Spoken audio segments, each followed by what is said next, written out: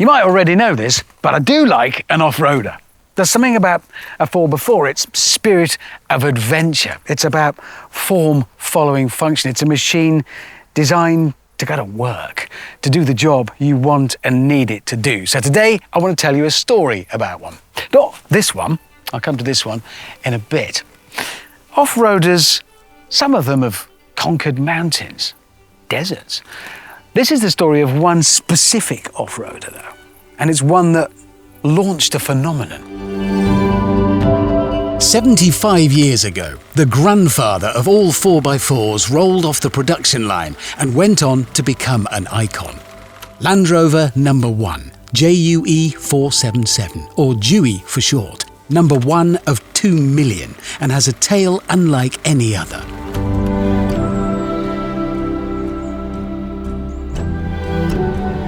Dewey was the first production Land Rover ever made, delivered, I think it was 29th of July 1948. Originally, according to the notes, it was going to be given to the King, but at the last minute it changed, and eventually it was sent to a Professor Ewan McEwen up at Newcastle University. And then in the early 70s, it was sold to a farmer up in the northeast of England for a very small sum of money, and the history gets a little dim then. For decades, the original Land Rover was nothing but myth.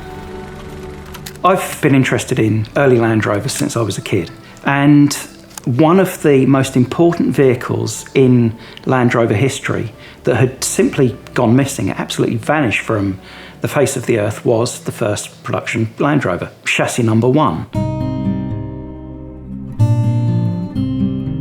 There is a worldwide following of these vehicles, to the point that people from all over the world were inquiring, where is it? Why hasn't it been found? Does anything exist of it? Has it been broken up? Are we looking for parts in other cars?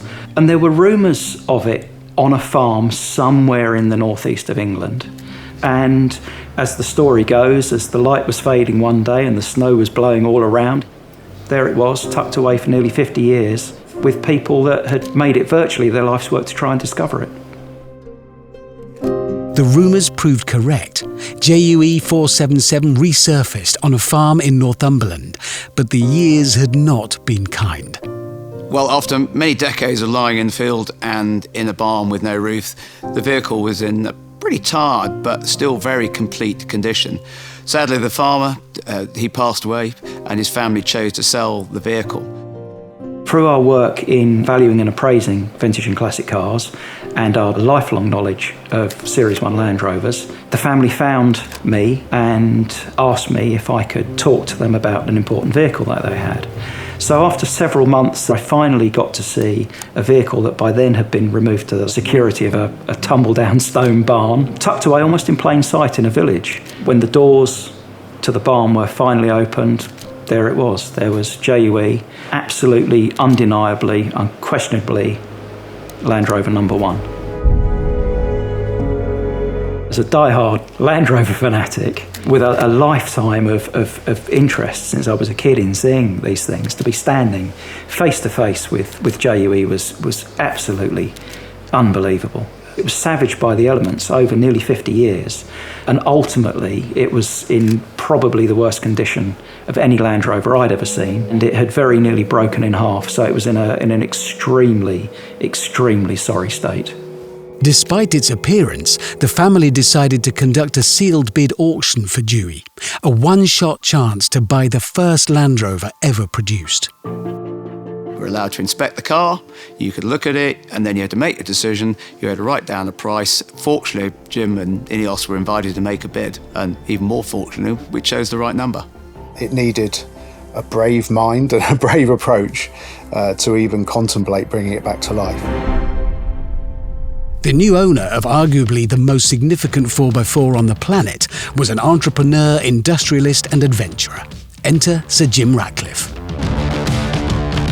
I think we were delighted to win the auction. We were obviously in the middle of the Grenadier project. We described it as being the spiritual successor to the Land Rover, and when we talked about the Land Rover, we were talking about that early iconic vehicle. I mean, Dewey was at the time the finest off-road vehicle of its generation, as we now believe the Grenadier is today of our current generation. So when it came up for sale, we thought we'd have a go. It came with a bit of trepidation that we'd have to restore this car. Now in the hands of its new owners, the decision was made to restore Dewey, and for Sir Jim and his team, there was only one man for the job. It was such a shock. I had to go for a little walk. It could have been the greatest thing I've ever done, but equally it could have been the worst decision I made because it was in such bad condition. If I misjudged the restoration or misjudged the amount of work that it would take, I've ruined a really historic thing. The reply was, we have absolute confidence in you and your little team, so we're behind you. We'd agreed a period of 2 years to restore JUE. So over several months, we stripped it down very, very carefully into its component parts and assessed absolutely everything. JUE was exceptionally complete. All of the major components was all there. So that was astounding and all actually in really quite original condition. But the chassis was always going to be the issue. It's the identity of the vehicle, but it's the worst twisted, rotten mess that you've ever seen. But it is absolutely 100% undeniable that it is the original chassis that we saved. The easiest thing for other people would have been to throw the chassis away, put a brand new one underneath it, new body panels, new engine, but that wasn't the ethos of this restoration.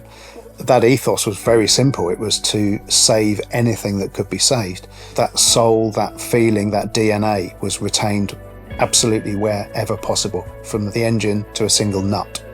After 2 years of painstaking research, careful reconstruction and a lot of love, Dewey was ready to be returned to its owner.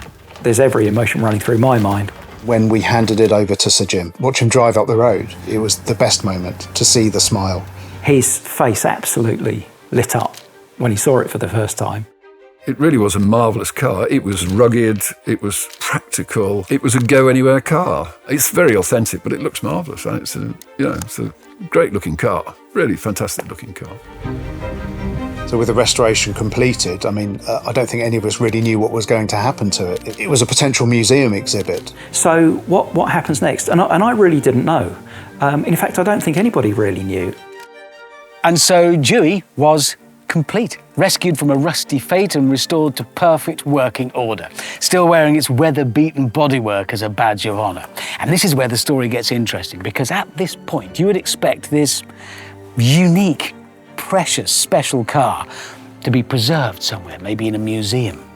But cars aren't built to be preserved in museums, especially not 4x4s like this one. They're built for travel and adventure.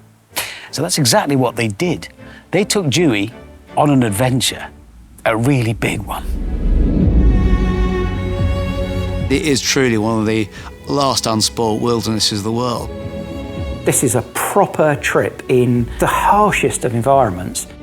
I admired his confidence. We do dream up these trips from time to time, which are out of the ordinary. So we thought a little road trip for its birthday across the Gobi Desert. What could possibly go wrong? Suddenly hearing the news that this little plucky Land Rover was not going to be sitting in a collection, but actually going to drive thousands of miles across Mongolia towards China, it was the best news ever, to be honest with you. The plan was set to take a convoy of vintage vehicles on an epic overland trip through some of the most inhospitable parts of the planet. We started to put together a list of, I wouldn't want to use the word suitable, because I think with the exception of the Grenadiers, we chose possibly some of the most unsuitable cars, but that's part of the jeopardy, part of the challenge. Starting in the north of Mongolia, the convoy would journey down through the Gobi Desert, tackling thousands of miles across true wilderness. Every Land Rover owner loves a road trip. They all love an overlanding story, and very few of them actually have the guts to do it. But here we were. We certainly did something that I don't believe anybody has ever done before. I doubt anybody will ever do again. The Grenadiers, Ineos' new go-anywhere, do-anything 4x4, would support the convoy of vintage vehicles in their bold attempt. Amazing country, but super tough on the cars. It's the toughest motoring I've ever done anywhere. The Grenadiers were the workhorses of the trip. They were there to carry all the kit, bags, food, tools, spares. That they were loaded to the gills and they had to work hard. They were the lifesavers. The fact that Dewey did it, with style and grace, arguably, it's just, it's absolutely superb. Dewey was a star, absolutely unbelievable. I mean, I have to say, I take my hat off to Dewey. Dewey was obviously determined to show us what she was made of, because she didn't really put a foot wrong through the whole trip. I mean, it was impeccable in the desert, really absolutely remarkable. And it did everything that it says on the can. In that little car trundled along, the terrain, the corrugations are beyond brutal. You just shake the cars apart, but Dewey never missed a beat. Dewey did absolutely everything we asked of it. It had very fine manners throughout the whole of the month in Mongolia. He took it all in its stride. It's remarkable for a car that was built in 1948 and then was left in a field for so long to rot. Everybody that drove Dewey loved it, treated it with respect, drove it gently, and it rewarded you. It looked after you, got you there. This car is absolutely amazing. It's amazing. It goes through everything, doesn't it? Yeah. I mean, seeing Dewey and the Grenadiers together was sensational, really. To see, the first ever Land Rover, and then, this new generation 4x4, which I do believe is the best 4x4 in the world, was just a sensational sight, really. Glorious. It was quite almost emotional from time to time. For 3 weeks, the convoy of vehicles journeyed overland across mountains, plains, dunes and desert on an off-road adventure worthy of the toughest 4x4 and a fitting tribute to a true automotive hero.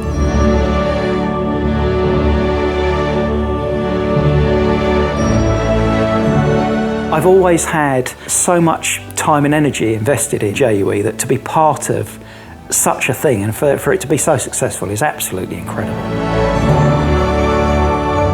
I'm buzzing with pride about the whole thing and the whole trip. To know that it completed those thousands of miles and it's written a new chapter in the history of this crucially important Land Rover.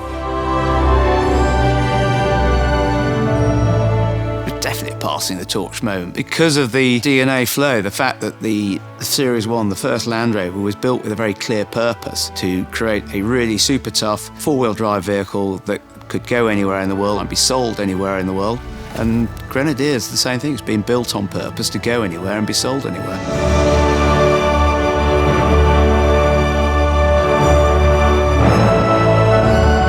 I think it's astonishing that it's done what it's done. It's testament to the original build quality, it's testament to Julian's restoration, it's testament to Jim's approach to the whole project. The whole trip epitomises Jim's approach to business, to life, the Ineos approach. They do things very differently. Unfortunately, they proved very successful at it.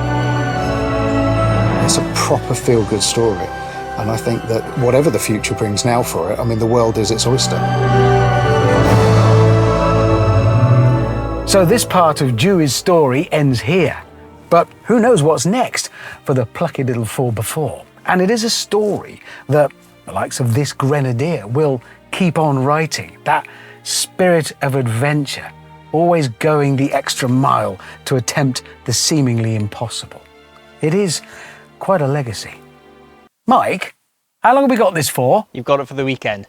Can that make it a week? I think we should get to know each other a bit. I think we might get on rather well.